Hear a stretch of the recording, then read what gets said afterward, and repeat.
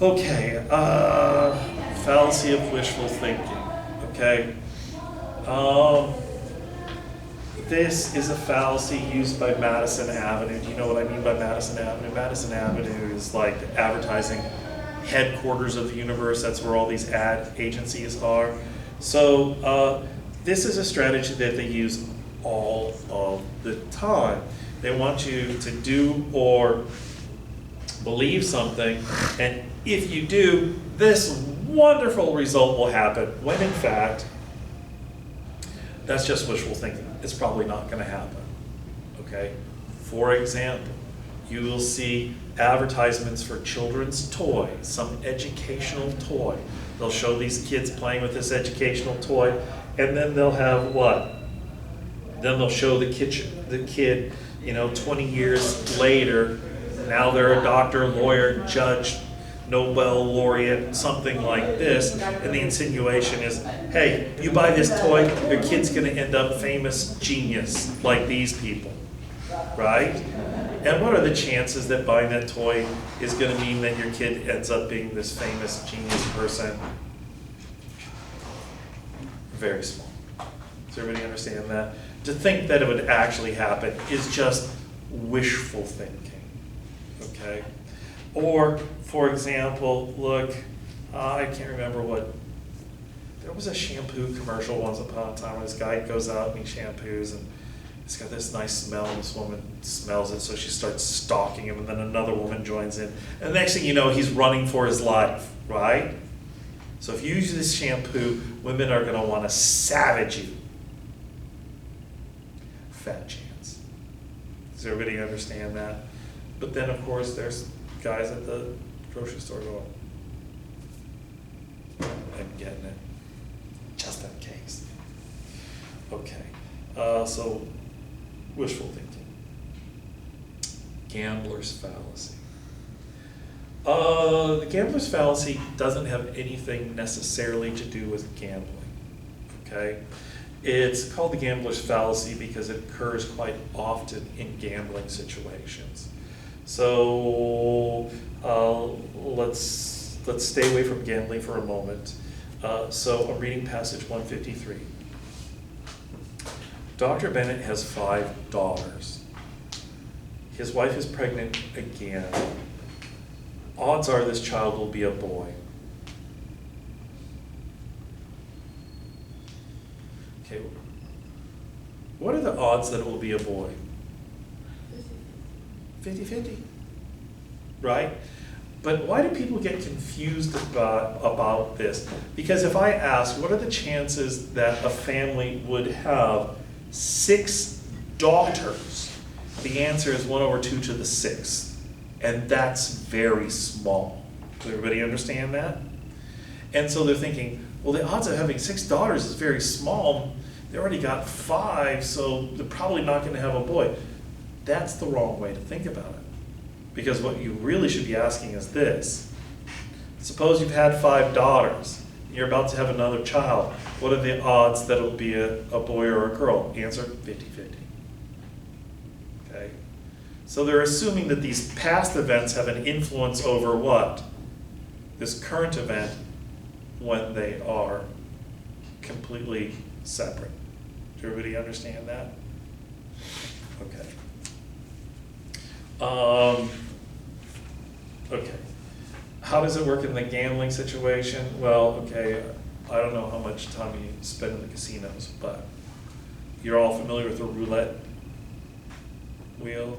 You can bet on individual numbers, red and black, and all sorts of bets. And then there's 2 greens in American casinos and 1 in European. Let's get rid of the green. So the bet between red and black would be 50-50. Okay. On the roulette tables, they have this poll of past results where they post what's happened, right? And they will tell you what number it hit and whether it was red or black. Okay. And so what will happen is this.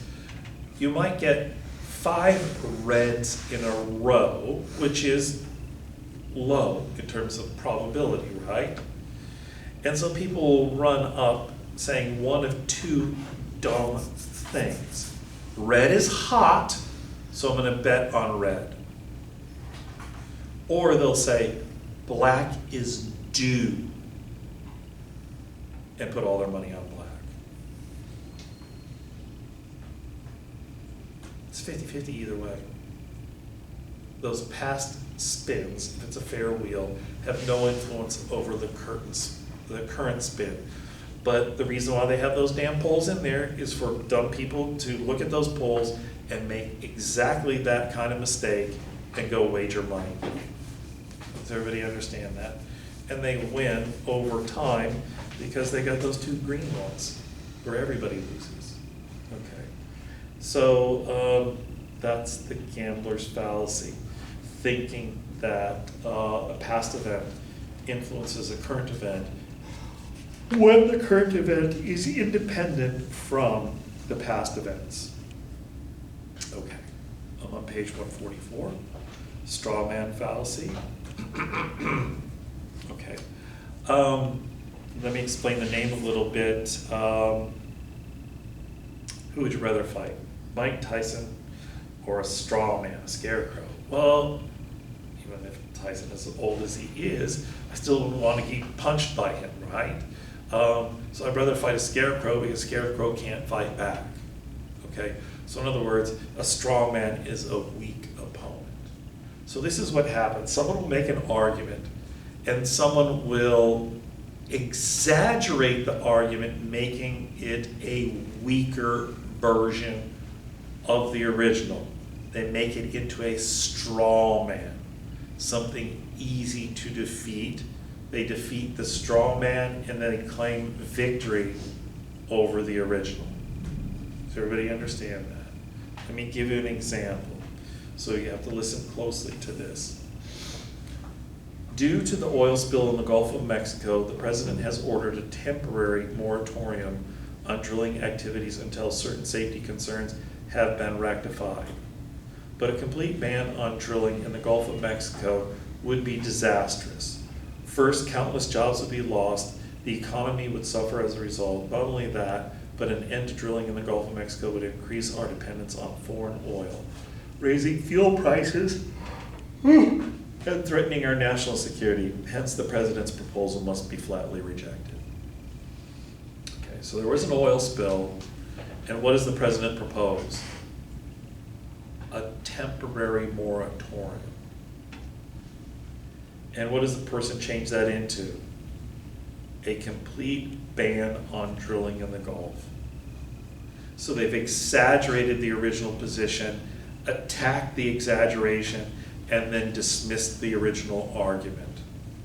Does everybody understand that? Okay, so they attacked a straw man. Okay, when someone is modifying your argument, making it weaker, and attacking the weak version of it, they are committing the straw man fallacy. Okay?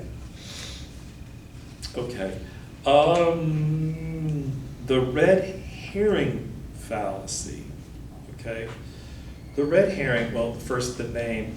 Look, if you're ever being chased by the police and they're hunting you with scent hounds and stuff like that, hopefully you've brought some red herring with you that you can throw down on your scent trail, because once the dogs encounter that, it'll foul their nose and they'll be unable to track you any longer. Okay, so the idea is we're going to take someone off our trail. Okay, so the red herring fallacy, you take someone off the original topic, you change the topic as it were, get them fighting about that. Okay, and then claiming victory over the original argument. So here's a for instance. Sue, I've heard you say it 1,000 times before. The Bible says premarital sex is immoral, so you won't have sex with me. But if you really, really loved me, you would have sex with me. So you should have sex with me, even though we aren't married.